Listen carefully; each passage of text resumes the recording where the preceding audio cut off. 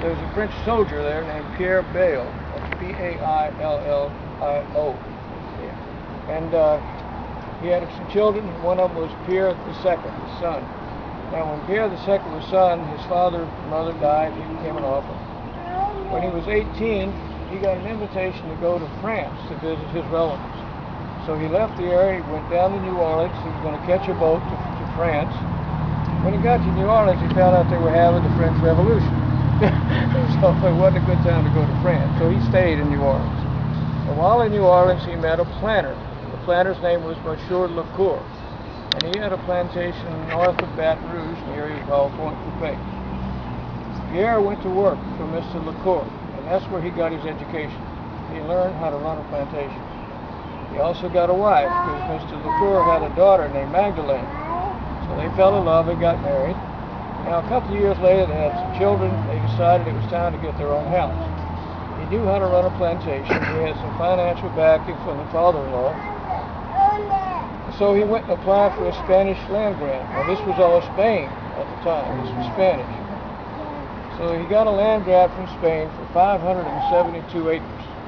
And they came up here and started building the house in 1795. It took them 5 years. In the year 1800, they moved into this house. I lived here for quite a few years, but by 1842, Pierre and Magdalene had passed away, and the kids were gone, so the house went up for sale. And the house was bought by this gentleman, Robert C. Henson. He's the guy that stood in there and wouldn't let them burn it. Okay, same guy. Now, when he bought the house, the original house was that porch that you see on the balcony. That was it. It had 6 rooms. It was called a French colonial style. The average house at that time only had 1 room, so the 6th room was quite an operation. So when Mr. Henson saw it, he decided French colonial is old-fashioned, that's old stuff. I want to have the latest style. The latest style at that time was called Greek Revival.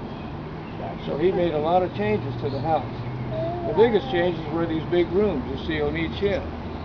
That room, the one on the other side, he added those.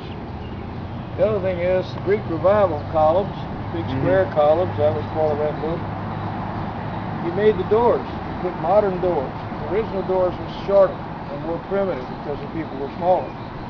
So he put in modern doors on the front. They're taller, they have panels, and they've got the doorknobs, which is really state-of-the-art.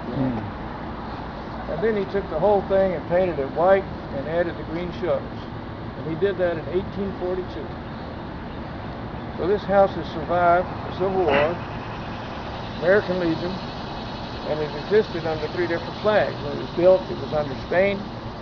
3 years later, Spain gave it back to France, and within a matter of months, France sold it to America. So that's kind of the history of the house. Yes.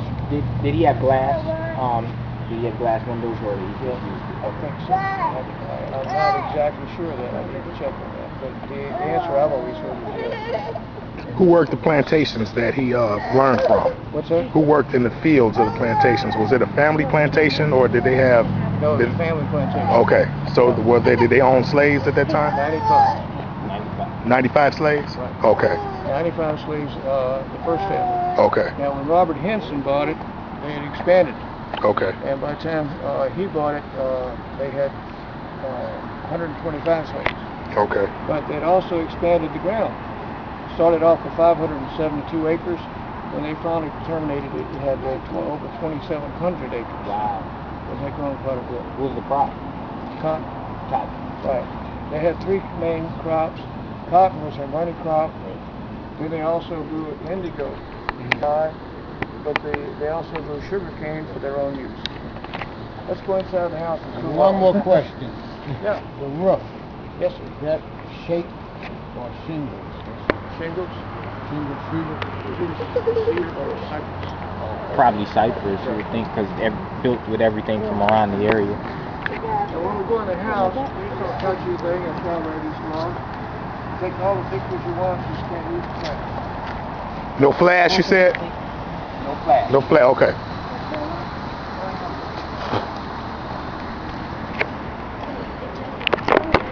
Never let someone tell a story and don't tell the part of your ancestors. Ever. Not ever leave them out. Ever. Ask the question.